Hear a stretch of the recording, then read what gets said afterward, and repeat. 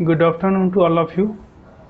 आज हम लोग एक भौतिक भूगोल के एक इम्पॉर्टेंट चैप्टर हैं पवन द्वारा किए हुए कार्य तथा उससे संबंधित स्थलाकृतियों के बारे में आज पढ़ेंगे।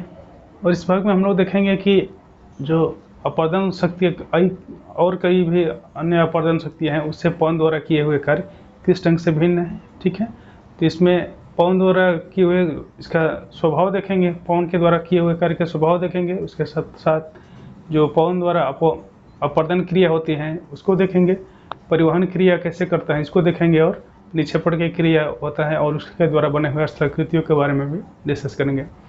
उसके अतिरिक्त जो शुष्क या अर्ध शुष्क भागों में जो जलीय कारक भी कुछ होता है, कुछ देर के लिए होता है, तो उसके द्वारा भी कुछ स्थलाकृतियों का निर्माण होता है, तो इसके बारे में भी हम लोग देखेंगे। ठीक है, तो अभी देखते हैं कि पवन द्वारा किए हुए कार्य किस ढंग से अन्य कारकों से अलग हैं। जैसे कि हम लोग जानते हैं कि अन्य अपर्दन कारक जैसे नदी है, हिमानी है, ये सब होता है तो एक डायरेक्शन में चलते हैं। ठीक है, नदी होता है तो एक दिशा में ये प्रवाहित होता है, तो उसका द्वारा किए हुए कार्य एक उसका अलग होता है, जबकि पवन द्वारा किया हुआ कार्य चूँकि कई दिशाओं से बहता है तो इसलिए इसका जो अपर्दनात्मक कार्य होता है अलग होता है। ठीक है, चारों ढंग से करता है, तो किसी भी चट्टान के चारों तरफ से उसको काटने का प्रयास करता है, जबकि नदी का स्वभाव होता है कि नदी का या हिमानी का होता है तो एक ही डायरेक्शन में, एक ही दिशा में चलता है, तो उसका अलग ढंग से अपर्दन का कार्य करता है। तो अपर्दन के कार्य में जो पहले जो पवन का जो कार्य होता है इसका ज़्यादातर ये कार्य शुष्क या अर्ध शुष्क भागों में ही ज़्यादातर होता है। अर्ध शुष्क या शुष्क भागों में, शुष्क क्षेत्रों में ये अर्ध शुष्क और शुष्क क्षेत्र होता क्या है, जहाँ पे वर्षा की मात्रा 25 सेंटीमीटर से कम होता है, 25 सेंटीमीटर से कम वर्षा के क्षेत्र होता है, वहाँ पे अर्ध शुष्क क्षेत्र की संज्ञा दिया जाता है। जबकि शुष्क क्षेत्र होता है तो 25 से लेकर के 50 सेंटीमीटर जो वर्षा की मात्रा होता है, वार्षिक वर्षा की मात्रा होता है, वहाँ पे अर्ध शुष्क क्षेत्र की संज्ञा देते हैं। इन भागों में वर्षा की मात्रा इतना कम होता है कि वहाँ पे वनस्पतियों का विकास कम हुआ रहता है, और ज़्यादातर रेगिस्तान भागों में ही ऐसा पूरे रेगिस्तान के रूप में ही परिवर्तित हो जाता है, या ज़्यादातर रेगिस्तानी भाग ही होते हैं इस टाइप के जो अर्ध शुष्क या शुष्क क्षेत्र होता है। ठीक है, तो जो पवन द्वारा किया हुआ कार्य होते हैं अधिकांशतः अर्ध शुष्क या शुष्क भागों में ही होता है, जबकि अन्य भागों में भी, अर्ध भागों में भी कुछ कार्य करता है, जिससे सागरीय क्षेत्र का हुआ वहाँ पे भी कुछ पवन द्वारा किया हुआ कार्य होते हैं, वहाँ पर भी कुछ स्थलाकृतियों का निर्माण करता है। ठीक है, तो अभी देखते हैं कि पवन द्वारा अपर्दन जो कार्य करता है किस ढंग से कार्य करता है। जो पवन का मुख्य रूप से 3 काम में होता है, जैसे अन्य कारकों की तरह से हम लोग देखे हैं। पहला कार्य होता है कि अपर्दन का कार्य करता है, दूसरा होता है परिवहन, और तीसरा कार्य निक्षेपण। ये 3 कार्य मुख्य रूप से पवन द्वारा किया जाता है। लेकिन जो अपर्दन कार्य किया जाता है इसमें केवल पवन का ही योगदान नहीं होता है, बल्कि वहाँ पे जो तापांतर के कारण से अपक्षयन की क्रिया होती है शुष्क या अर्ध शुष्क क्षेत्र में, उसका भी प्रभाव ज़्यादा होता है। ठीक है, तो जो अपवाहन क्रिया होता है, किसी भी चट्टान को पवन द्वारा अपक्षयन की क्रिया द्वारा जैसे क्रैक इसमें पड़ जाते हैं या चटकन हो जाता है, क्रैक पड़ जा करके, तो उसको पवन अपने वेग को द्वारा उड़ा करके ले जाता है, तो उसको अपवहन की क्रिया कहते हैं। डिफ्लेशन मतलब, अपवहन मतलब कि डिफ्लेशन, डिफ्ले मतलब कि होता ही है उड़ा करके ले जाना। ठीक है, तो ये जो चट्टानों के ऊपर वाला भाग होता है चटक, क्योंकि वहाँ पर तापांतर ज़्यादा होता है, तापांतर ज़्यादा होते हैं तो इसमें टूट फूट की क्रिया ज़्यादा होती है। ये भाग चिटक जाते हैं, चिटक करके अलग अलग टाइप के हो जाते हैं, तो उसमें वो पवन द्वारा अपने वेग से इसको उधाड़ करके और लेके चला जाता है साथ में। ठीक है, तो इसको अपवहन की क्रिया कहते हैं। नेक्स्ट है अपघर्षण। अपघर्षण या इसको बोलते हैं एब्रेशन। एब्रेशन या इसको भी कोरेजन की संज्ञा देते हैं।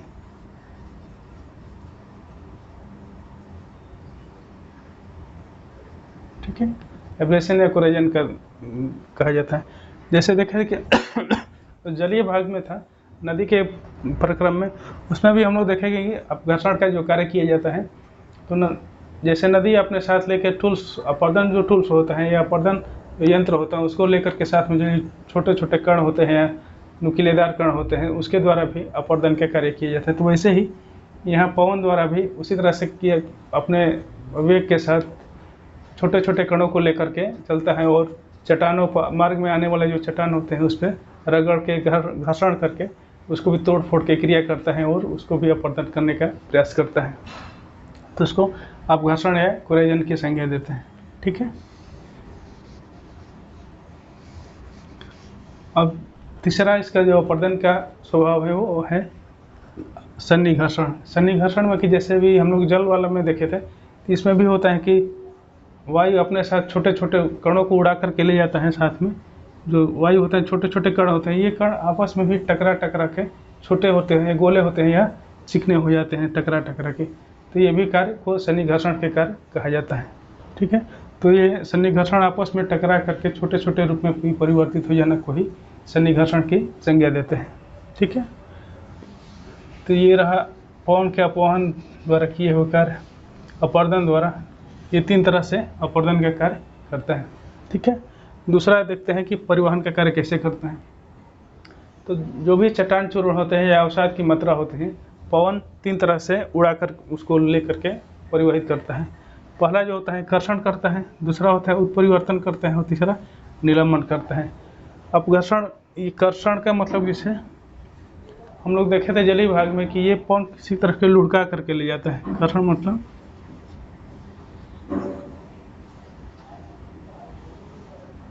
लुढ़क कर ये ले जाता है। ठीक है।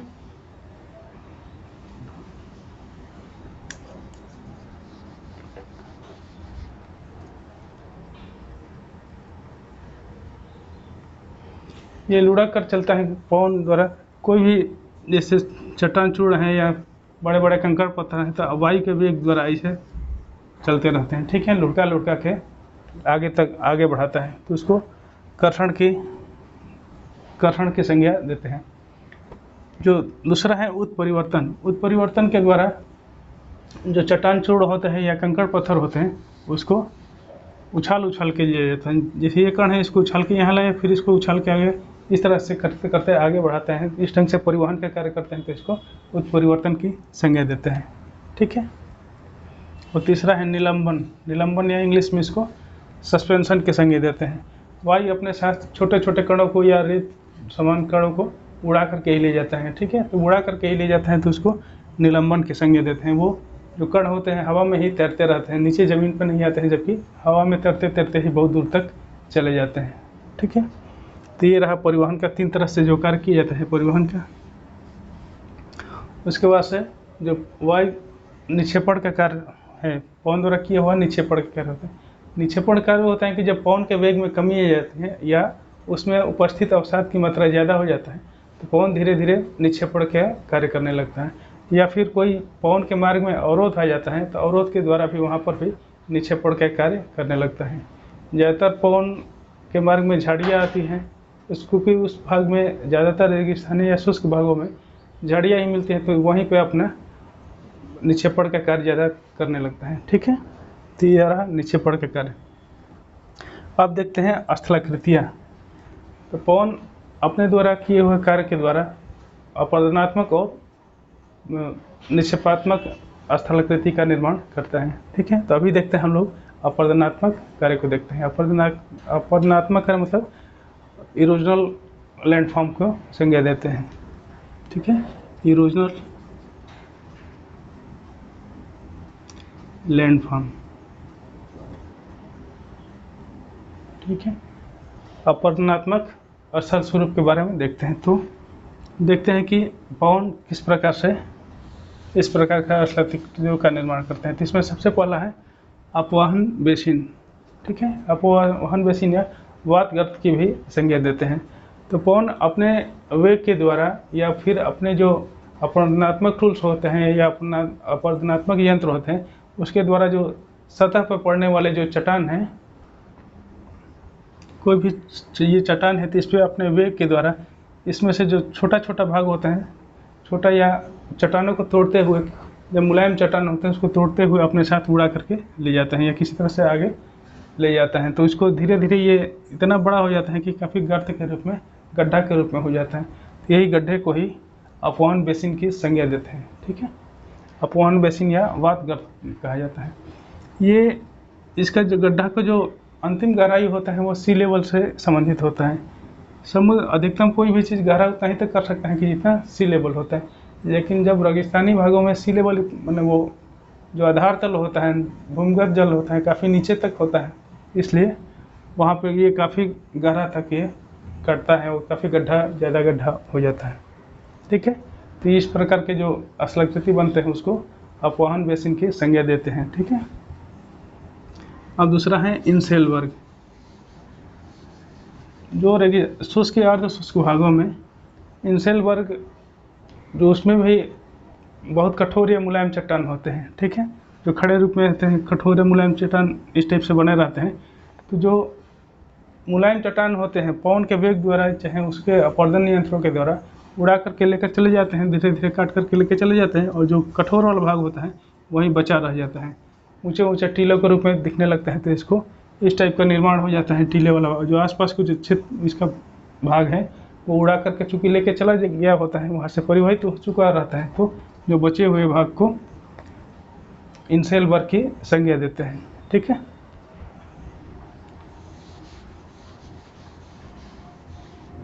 नेक्स्ट है छत्रक शिला। ठीक है, छत्रक शिला, ये इंग्लिश में इसको मशरूम भी कहते हैं। तो ये तब इसका निर्माण होता है कि जब क्षैतिज रूप से कठोर या मुलायम चट्टान, ठीक है, ये कठोर चट्टान है, कठोर और मुलायम चट्टान क्षैतिज रूप से जब बने हुए होते हैं तो ऊपर वाला भाग होता है तो इसका अपर्दन कम होता है, जबकि नीचे वाला भाग का अपर्दन ज़्यादा होता है। क्योंकि पवन का एक स्वभाव और है कि जो ये अपर्दन के कारण अधिकतम 6 फीट तक ज़्यादा करता है। ठीक है, जो हवा का वेग होता है 6 फीट पे काफ़ी ज़्यादा होते हैं, तो इसका ज़्यादा कटान या अपर्दन के कार्य 6 फीट तक ही ज़्यादा करता है। ठीक है, और इसके जो नीचे वाला भाग होता है उसमें भी अपर्दन कुछ कम करता है, और इसके 6 फीट से ऊपर भी थोड़ा अपर्दन का कार्य कम होता है, इसलिए ज़्यादातर बीच का भाग को ही काटने का प्रयास करता है, 6 फीट के ऊंचाई तक। तो इसके बाद से ये कठोर चट्टान है वो बचा रह जाता है, कम अपर्दन होता है, और जबकि उसके नीचे वाला भाग जो मुलायम चट्टान का होता है वो काफ़ी ज़्यादा अपर्दन होता है, तो इस टाइप की स्थलाकृति के रूप में निर्माण हो जाता है। जैसे स्थलक ये बना हुआ है मशरूम, उस टाइप का स्थलाकृति, तो छत्रक शिला इसका नाम देते हैं। ठीक है,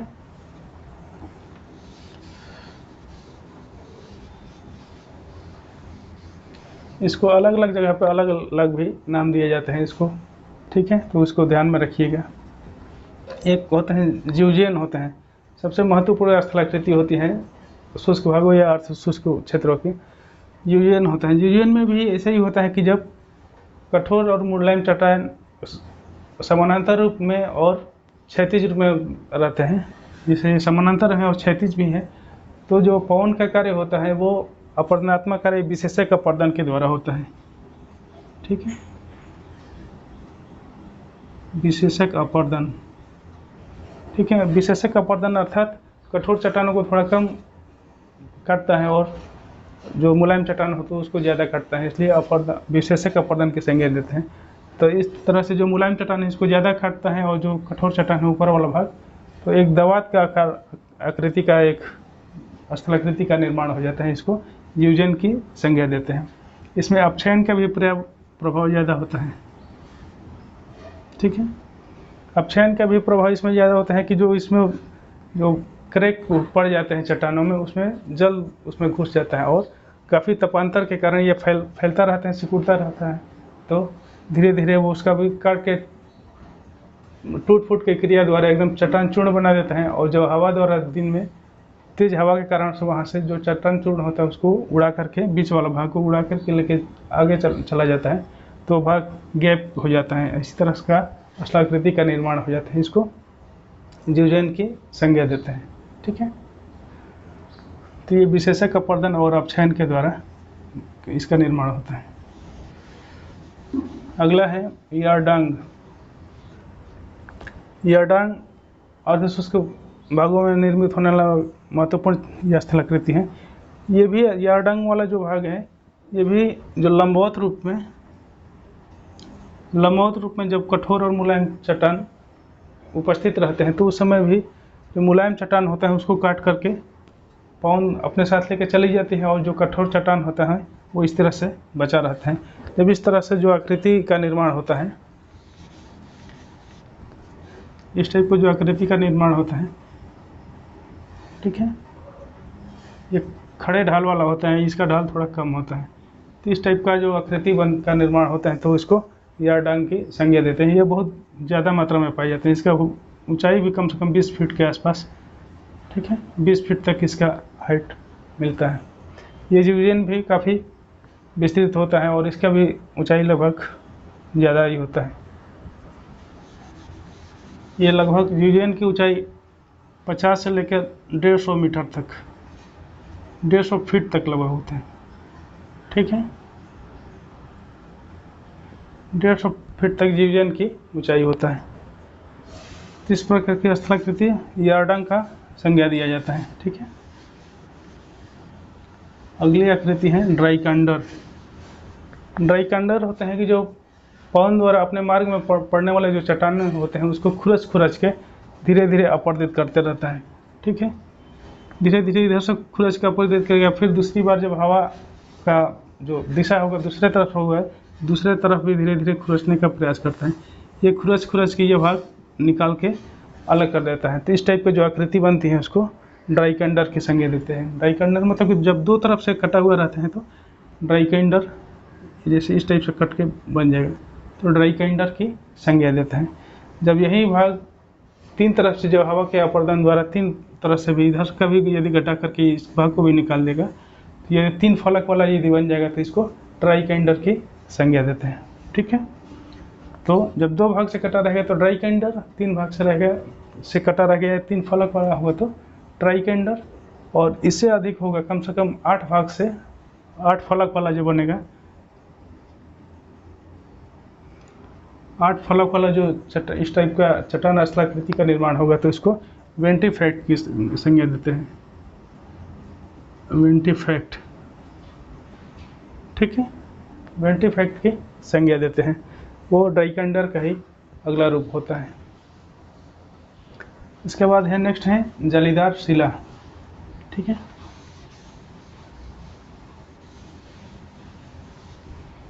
जालीदार शिला होते हैं कि जो वायु होता है वो अपने मार्ग में आने वाले जो चट्टान होते हैं उसमें धीरे धीरे अपरदित करते करते धीरे धीरे गड्ढा का निर्माण कर देता है, ठीक है। ये गड्ढा का निर्माण करता है। ये गड्ढा चारों तरफ से भी बढ़ते बढ़ते इतना ज़्यादा होता है कि आपस में बीच में छेद हो जाते हैं, यहाँ से आर पार चला जाता है, तो इसको एक जाली के नुमा आकृति बना देता है, तो इसको जालीदार शिला का संज्ञा देते हैं, ठीक है। तो इस प्रकार के जो स्थलाकृति होते हैं उसको जालीदार शिला की संज्ञा देंगे। नेक्स्ट है भूस्तंभ। भूस्तंभ भी होता है कि जब कठोर चट्टान ऊपर होते हैं, क्षैतिज रूप से ऐसे होते हैं, और बीच वाला जो भाग होता है लंबवत जो होता है ये मुलायम चट्टान होता है, ठीक है। मुलायम चट्टान होता है, ये कठोर चट्टान होता है। इस ढंग से जो चट्टान व्यवस्थित रहते हैं तो वायु द्वारा इसको भाग को लगभग उड़ा कर लेके चला जाता है। ये कुछ भाग ये बचे रह जाते हैं, ठीक है। इस टाइप की जो आकृति बचा रह जाता है तो एक स्तंभ के रूप में दिखने लगता है, ठीक है। स्तंभ के रूप में दिखने लगता है तो इसी को भूस्तंभ की संज्ञा देते हैं, ठीक है। भूस्तंभ या इंग्लिश में इसको डिमोइसल बोलते हैं, डिमोइसल। ये रहा भूस्तंभ। अगला है स्थलाकृति पुल या खिड़की, ठीक है। जैसे अभी हम लोग देखें कि जो जालीदार शिला होता है, जालीदार शिला होते हैं तो इस टाइप का जाली बना रहता है। जब ये जाली इतने विस्तृत होते ही ये विस्तृत हो एक दूसरे से मिल जाता है या बड़ा गैप कर देता है तो ये पुल या खिड़की का काम करने लगता है। मतलब ये पूरी तरह से गैप हो जाती है, इसमें से आसपास जो आर पार जाया जा सकता है, तो ये पुल का देखने में पुल जैसा दिखने लगते हैं, तो इसको पुल या खिड़की की संज्ञा देते हैं, ठीक है। तो ये रहा अपवर्तनात्मक स्थलाकृति। अब देखते हैं डिपोजिशनल लैंडफॉर्म या निक्षेपात्मक स्थलाकृति, ठीक है। तो ज़्यादातर जो निष्पात्मक स्थलाकृति होते हैं वो वहाँ पे चूँकि अर्धशुष्क या शुष्क भागों में ही होते हैं, तो वहाँ पे ज़्यादातर रेत की मात्रा ही ज़्यादा होती है। ठीक है, तो वहाँ का ज़्यादा निर्माण रेतों द्वारा ही होता है, तो अवसाद में ज़्यादा उसका रेत ही होता है। ठीक है, तो पहला है बालू का स्तूप। बालू का स्तूप इस ढंग से होता है कि हवा काफ़ी मात्रा में ज़्यादा रेत को उड़ा करके और एक स्थान पे काफ़ी ऊंचा वाला भाग बना देता है। ठीक है, जब हवा एक तरफ से ज़्यादा चलने लगता है तो धीरे धीरे ये वाला भाग कम होकर के इधर से उड़ा करके हवा इधर बिखरने लगता है। ठीक है, इधर गिराते हैं तो धीरे धीरे ये भाग इस टाइप का स्तूप के रूप में निर्माण हो जाता है। ठीक है, जहाँ से हवा है इधर का लेकर के और इधर गिरा रहा है, तो ये वाला भाग कम उसका जो ढाल होता है, इसका ढाल कम होता है, जबकि इधर वाला भाग होता है ढाल ज़्यादा होता है। मतलब जो पवनमुखी ढाल होता है,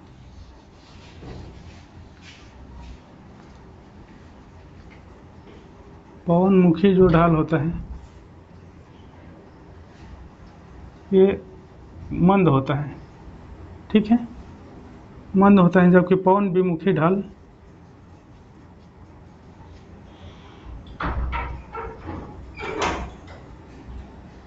ये तीव्र ढाल वाला होता है। ठीक है, इधर भाग जैसे हम लोग देख रहे हैं कि इधर वाला भाग होता है कि तीव्र ढाल कम ढाल वाला है, जबकि इधर वाला भाग है तो काफ़ी ज़्यादा ढाल वाला होता है। इसका आकृति भी जो होता है ये होता है तो उत्तल होता है, और जो उधर वाला भाग होता है पवन विमुखी ढाल होता है तो अवतल होता है। ठीक है, तो हालांकि जो बालू का स्तूप होते हैं कई भागों में डिवाइड किया गया है और कई प्रकार के भी होते हैं, ये इसको अलग से हम लोग क्लास में डिस्कस कर लेंगे। लेकिन अभी यहाँ पे देखते हैं कि केवल स्तूप का मतलब स्थलाकृति में स्तूप का निर्माण करता है। ठीक है, इसको इसी तरह के जो अनप्रस्थ स्थलाकृति होते हैं, अनप्रस्थ जो स्तूप होते हैं उसको बरखान की संज्ञा देते हैं। बरखान में होता है इसको दोनों को सिंह की संज्ञा दिया जाता है। ठीक है, तो अब अगला है स्थलाकृति, निक्षेपात्मक स्थलाकृति है लोयस। लोयस ये वास्तव में रेगिस्तानों से काफ़ी दूर भागों में ये बनता है, क्योंकि रेगिस्तानों से जो मिट्टियाँ हैं उसको उड़ा करके काफ़ी महीन मिट्टी से ये इसका निर्माण होता है। ज़्यादातर उसमें लोयस में क्ले मिट्टी ज़्यादा होता है, उसमें क्ले होता है, सैंड होता है।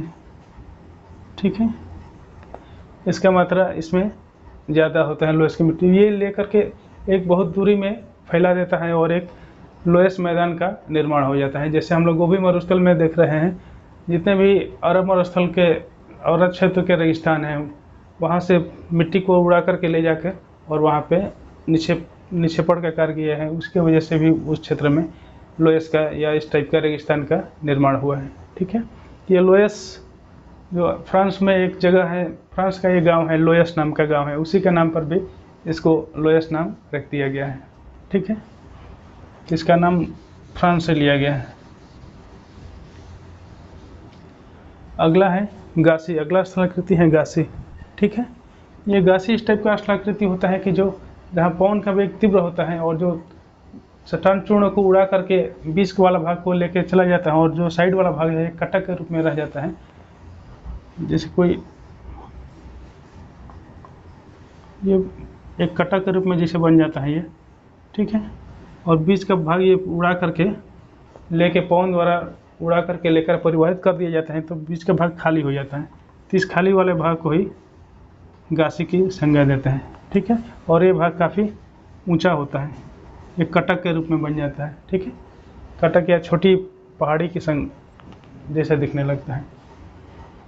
ठीक है, तो इसको गासी की संज्ञा देते हैं। और है नेक्स्ट है प्राकृतिक तटबंध। प्राकृतिक तटबंध वैसे ही होता है कि जब से रेगिस्तानों भागों में कभी वहाँ तो वर्षा कम होता है, लेकिन फिर भी कभी जो वर्षा हो जाता है तो उसमें कोई ड्रेनेज पैटर्न विकसित नहीं होता है। नदी जो वहाँ का विकास होता है किसी भी तरह से इधर उधर करके निकलने लगती है और कई तरह का स्थलाकृतियों का निर्माण करती है। जैसे इस भाग में मींडरिंग करते हुए इधर उधर कैसे ही नदी निकलने लगती है और आसपास के क्षेत्रों में चूँकि सारा क्षेत्र उसमें बालू का ही होता है ज़्यादातर, तो ये साइड वाले भाग में नीचे पड़ कर देती हैं, तो इसी को प्राकृतिक तटबंध की संज्ञा देते हैं। ठीक है। तो ये रहा अब वायु पवन द्वारा किए गए निष्पात्मक स्थलाकृति। ठीक है। अब देखते हैं कि शुष्क या अर्धशुष्क भागों में कभी कभी जो नदियाँ होती हैं, समकालिक जो नदियाँ होती हैं, तुरंत वर्षा हुआ तुरंत उसको, जैसे अभी बताएं कि ड्रेनेज पैटर्न वहाँ पर विकसित नहीं होता है और अचानक वर्षा के कारण तेज बाढ़ के रूप में आ जाता है, तो एक अलग प्रकार के वहाँ पे स्थलाकृतियों के निर्माण करता है। उसी को स्थलाकृति में देखते हैं। यहाँ पे जैसे है कि उत्खात भूमि है, बाल्सन है, बजाडा है और प्ले है, इस टाइप का स्थलाकृति का निर्माण करती हैं। देखिए मरुस्थलीय क्षेत्र में जल द्वारा निर्मित स्थलाकृतियों के बारे में करते हैं। ठीक है। तो इसमें पवन का योगदान नहीं है, होता है, ज़्यादातर योगदान नहीं होता है, लेकिन इसमें चूँकि रेगिस्तानी भागों में होते हैं, इसलिए इसका यहाँ पे जिक्र किया गया है। ठीक है। तो जैसे उत्खात भूमि एक है, उत्खात भूमि, ये इसको वेटलैंड टोपोग्राफी की संज्ञा देते हैं।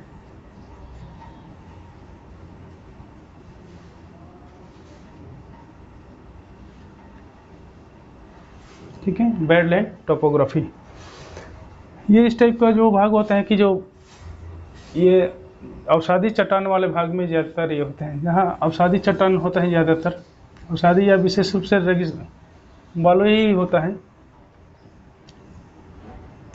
विशेष रूप से अवसादी चट्टान हो, इसमें जो बारिश हो जाता है, अचानक जो बारिश होता है तो इसमें बड़े बड़े खड्डों का विकास हो जाता है और जो इसमें बीच में कटक वाले भाग बीच में बचे रह जाते हैं। इसका उल्टे ढंग से कहीं किसी तरह से भी इसका व्यवस्थित रूप से ना होकर के किसी भी तरह से इसका घाटी रूप में विकास हो जाता है, उसको उत्खात भूमि की संज्ञा देते हैं।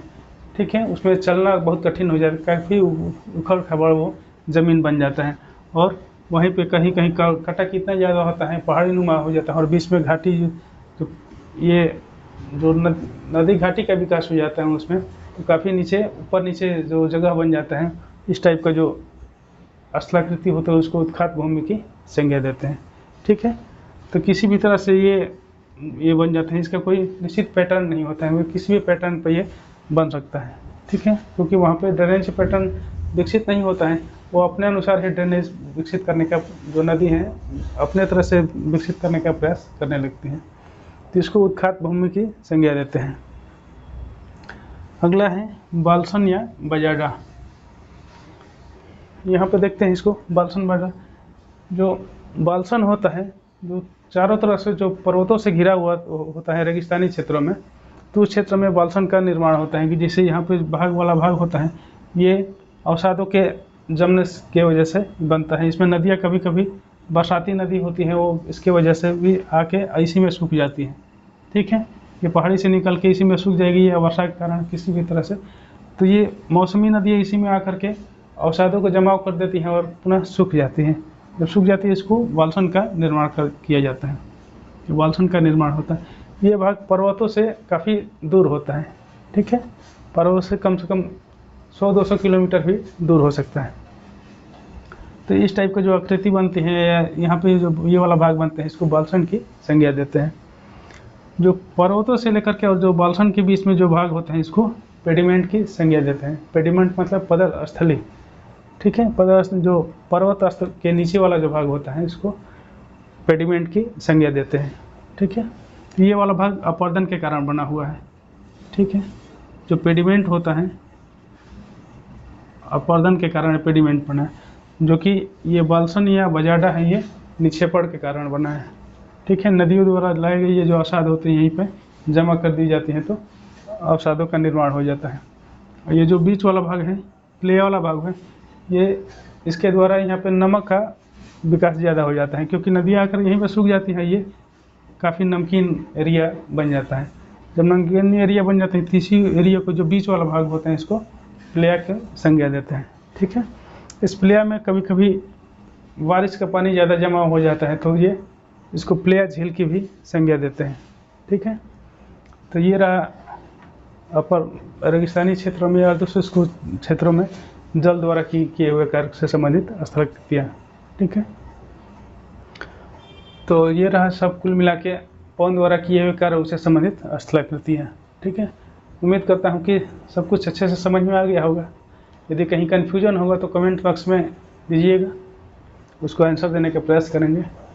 ठीक है, तो आज के लिए यहीं तक, कल देखते हैं कोई इंपॉर्टेंट टॉपिक लेके। ठीक है, धन्यवाद।